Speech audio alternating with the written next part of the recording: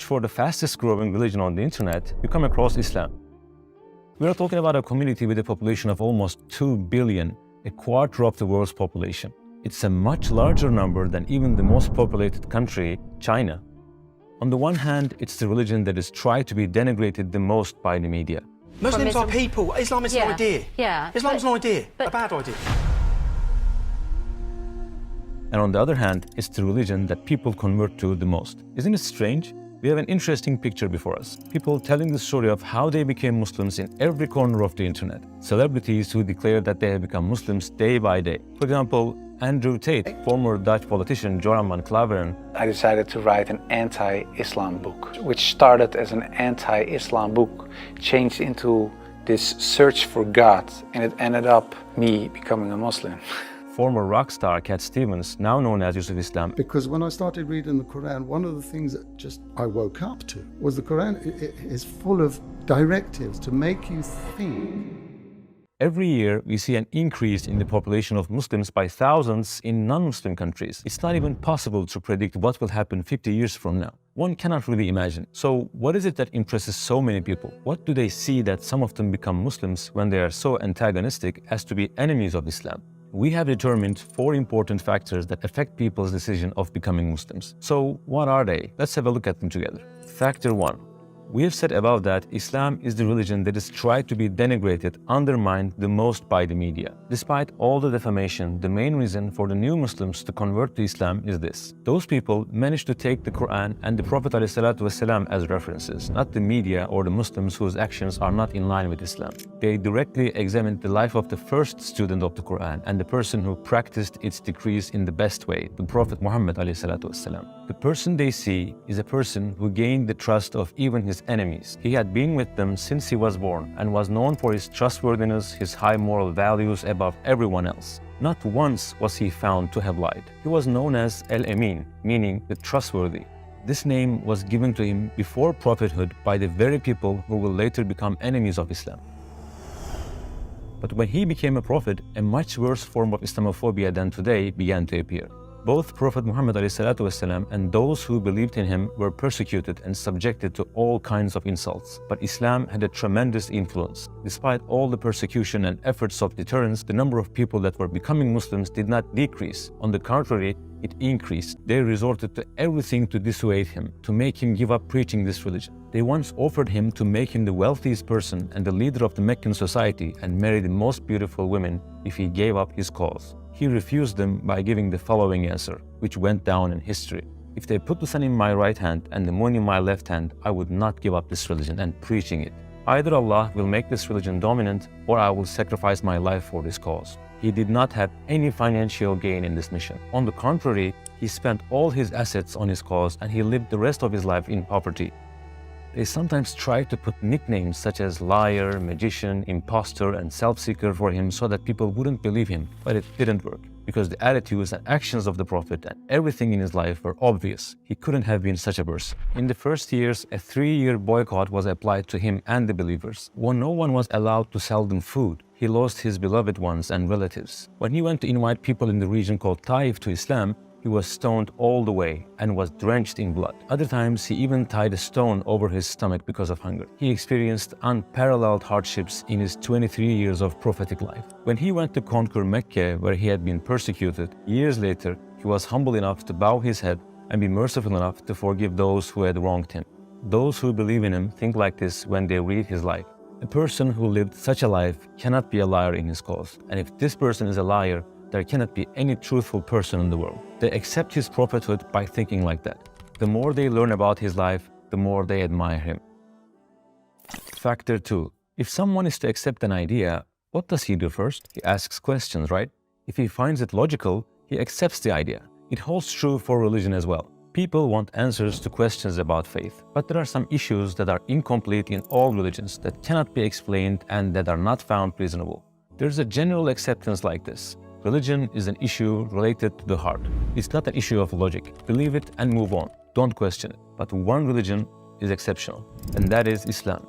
Yes, no religion other than Islam can give answers this clearly to the questions to be asked. The witness of this is the volumes of books written throughout the 1400 years of Islamic history and answering the questions that have been asked. While no other religion is based on evidence, Islam is proven with dozens of evidence. Even if you simply type on YouTube or Google, you can easily read some of them. Many verses of the Quran and Hadith always encourage people to use logic and learn knowledge, science. In order to understand that Islam is the most logical religion, it's enough to look at the most fundamental issue in the belief system, the belief in Allah. Islam is the religion with the clearest explanation about the Creator. While no other belief system mentions the characteristics of the Creator in a complete way, in Islam, he is mentioned with his attributes along with his works of creation in the universe. And he is introduced in detail. How can a religion be expected to be true if it cannot give clear information about the Creator, or if it's okay with using a term such as unknown energy? Even if you use that as the only criterion, only a few religions remain.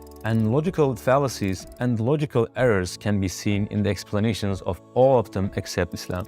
Islam gives us the definition of a deity with infinite power and no weakness. In other words, Islam, unlike other religions, does not make a mistake in belief in Allah. It always makes the most correct definition. Factor 3. The other important reason is that 1400 years ago, Islam brought definite solutions to the problems that are still not solved today. We'll give 3 basic examples. For example, there are serious problems with unity and brotherhood among people. Even when we look at the last century, we see the issue of racism, which caused the death of millions of people. Those deaths continue even today. The murders, oppressions, and persecutions of many racist groups such as the Ku Klux Klan are seen in the historical records. Sometimes those racist acts were made directly by the state, such as the Nazi-era Germany and China. No need to go far. We can look at this picture. It was taken in Brussels in 1958. If you write "human zoo" on the internet, you will see similar photos. They keep African black people in cages and show them to people as if they are animals. Look at these people. Do they look like they are having a lot of fun? Isn't what they do to this kid humiliating enough? It's not just about Brussels. There were human zoos beginning from the 1900s until that time in the countries such as the USA, France, and Germany. But they are developed and civilized countries. They wouldn't do such things, right? Let's see how Islam, which they call backward, looks at the issue. O mankind, indeed, we have created you from male and female and made you peoples and tribes that you may know one another. Indeed, the most noble of you in the sight of Allah is the most righteous of you. Indeed, Allah is knowing and acquainted. It is stated in the Quran that so many different races were created so that they will get to know one another, not oppress one another. He who calls people to racism is not from us. He who fights for racism is not from us. He who dies because of racism is not from us. We are talking about a religion that says so. It is a religion that does not favor any race over the other, while the same mistake has been observed all over the world throughout history. Every year, during the pilgrimage season, Hajj season, people from all races, colors, and languages wear the same clothes and worship side by side without any sign of superiority or wealth. Islam shows the vision from 1400 years ago that today's civilization still doesn't have. One of the other biggest issues that Islam has brought a solution to is hunger and poverty, builds a bridge between rich and the poor and calls it zakat, alms. Islam has introduced a certain limit for being considered rich. A person who has wealth above that limit gives away 1/40, 2.5% of his wealth to the poor, no matter how much wealth he has. On the one hand, the needs of the poor are met, and on the other hand, the bonds of brotherhood are strengthened. The rich cannot look down on or stay away from the poor, and the poor don't envy or hold a grudge against the rich. On the contrary, they get closer, both solving the financial problem and ensuring brotherhood. Moreover, there are many important examples of it in history. During the period of the Anatolian Seljuk state, Seljuk Sultanate of Rum, zakat ships had to be sent to Africa because there were no people poor enough to receive zakat in the entire Anatolia.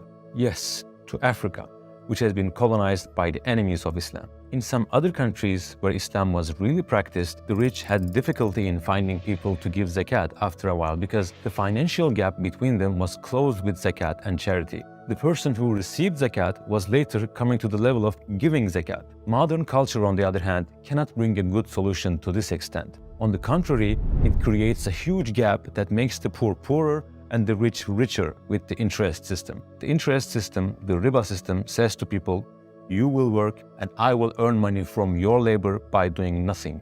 I will make you go through hardships. While there are countless lives being destroyed by interest for years, Islam solves this problem by prohibiting riba 1400 years ago. We can give more examples like that. It's one of the things that makes Islam different and unique. What other religion is so involved in life? There is no issue Islam doesn't touch. It touches hearts as well as minds. It touches the family as well as the society.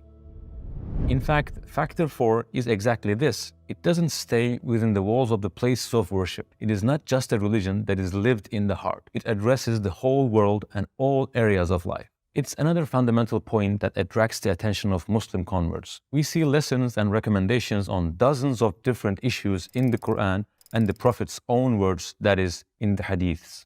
Besides, they are not simple recommendations that become obsolete, old-fashioned over time. Prophet ﷺ did not only say them, he also showed examples of them by practicing them. In what fields does he give lessons? Shall we have a look at some examples?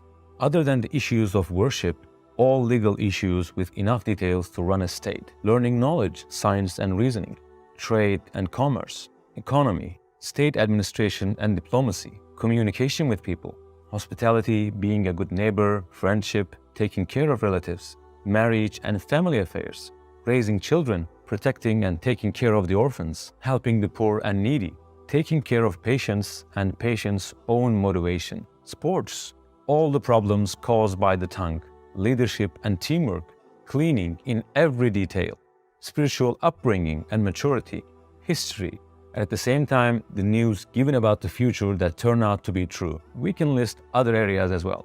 Do you know what the other interesting thing is? The period we are talking about is the 600s, and the people that are doing these is only one person.